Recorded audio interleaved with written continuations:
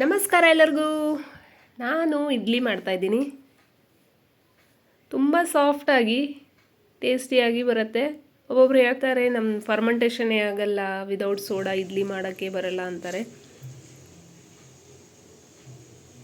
ನಾನು 1 ಕಪ್ಪಷ್ಟು ಉದ್ದಿನಬೇಳೆ ತೊಗೊಂಡಿದ್ದೀನಿ. ನೀವು ಯಾವ ಕಪ್ಪಲ್ಲಿ ಉದ್ದಿನಬೇಳೆ ತೊಗೊಳ್ತೀರಾ ಅದೇ ಕಪ್ಪಲ್ಲಿ ರವಾನ ತೊಗೋಬೇಕಾಗತ್ತೆ. ಅದನ್ನು ನಾನು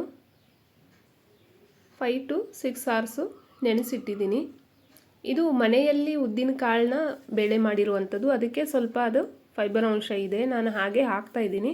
ಅದ್ರ ಜೊತೆ ಒಂದು ಸ್ವಲ್ಪ ಶಾಬು ಅಕ್ಕಿನ ಹಾಕೋಬೇಕು, ಸಬ್ಬಕ್ಕಿನ. 1 ಕಪ್ಪು ನೀವು ಬೇಳೆ ತೊಗೋತೀರ ಅಂದರೆ 1/4 ಕಪ್ದಷ್ಟು ಸಬ್ಬಕ್ಕಿನ ನೆನೆಸಿ ಇಟ್ಬಿಡಿ. ಅದು ಕೂಡ ಬೇಳೆ ನೆನೆಸ್ಬೇಕಾದ್ರೆ ಇಟ್ಬಿಡಬೇಕು. ಸಾಯಂಕಾಲ ಆ ಬೇಳೆ ಜೊತೆಗೇ ರುಬ್ಬಿ ಸೈಡಿಗಿಡಿ. ಯಾವ ಲೋಟದಲ್ಲಿ ನೀವು ಬೇಳೆ ತೊಗೊಂಡಿರ್ತೀರ ಅದೇ ಲೋಟದಲ್ಲಿ ನಾನು 2 ಕಪ್ಪದಷ್ಟು ರವೆ ಹಾಕ್ಕೊಳ್ತಾ ಇದ್ದೀನಿ. ನಾನು ರೆಡಿ ರವೆ ಹಾಕ್ಕೊಳ್ತಾ ಇದ್ದೀನಿ, ಅಕ್ಕಿಯಿಂದ ಮಾಡಿರುವಂಥದ್ದಲ್ಲ. ರವೆ ಇಡ್ಲಿ ತುಂಬ ಚೆನ್ನಾಗಾಗುತ್ತೆ, ಅದಕ್ಕೆ ಸಣ್ಣಗೆ ರುಬ್ಕೊಳ್ಳಿ. ನೀವು ರವೆ ಕೂಡ ಒಂದು ಗ್ರೈಂಡು ಮಾಡ್ಕೋಬಹುದು. ನಾನಿಲ್ಲಿ ಮಾಡಿಲ್ಲ, ಸಣ್ಣದಾಗಿತ್ತು ರವೆ ಅಂತ ಹೇಳಿಬಿಟ್ಟು. ಮತ್ತು ಇದರೊಳಗೆ ನೀವು ಉಪ್ಪು ಹಾಕಿಬಿಟ್ಟು ಚೆನ್ನಾಗಿ 2 ನಿಮಿಷ ಕಲಿಸ್ಬಿಟ್ಟು ಮುಚ್ಚಿಟ್ಬಿಡಿ. ರುಬ್ಬಬೇಕಾದ್ರೂ ಒಂದು ಸ್ವಲ್ಪ ನೀರು ಹಾಕ್ಕೊಂಡೇ ರುಬ್ಬಿ ಬೇಳೆನ, ಪರವಾಗಿಲ್ಲ. ತುಂಬ ಗಟ್ಟಿಯಾಗಿಯೂ ಇರಬಾರ್ದು, ತುಂಬ ತೆಳ್ಳಗಾಗಿಯೂ ಇರಬಾರ್ದು. ತುಂಬ ಗಟ್ಟಿ ಇತ್ತು ಅಂದರೆ ಇಡ್ಲಿ ಹಾರ್ಡಾಗಿಬಿಡತ್ತೆ. ಸ್ವಲ್ಪ ನೀರಿನ ಅಂಶ ಇತ್ತು ಅಂದರೆ ಸಾಫ್ಟಾಗಿ ಬರುತ್ತೆ. ಇದು ನಾನು ಓವರ್ ನೈಟ್ ಇಟ್ಟಿದ್ದೆ.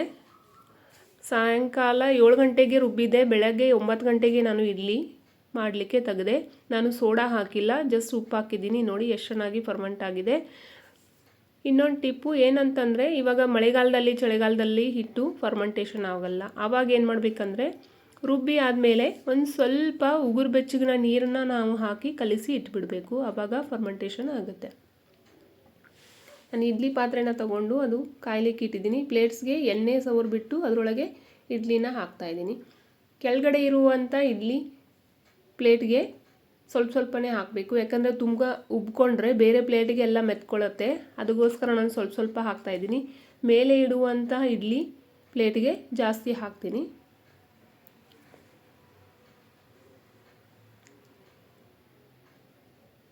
ಇಲ್ಲಾಂದರೆ ಅದು ಪ್ಲೇಟ್ಗೆ ಮೆತ್ಕೊಂಡು ಇಡ್ಲಿನೂ ವೇಸ್ಟ್ ಆಗುತ್ತೆ, ಅದು ತೊಳೆಯೋದಕ್ಕೂ ಕಷ್ಟ ಆಗಿಬಿಡುತ್ತೆ.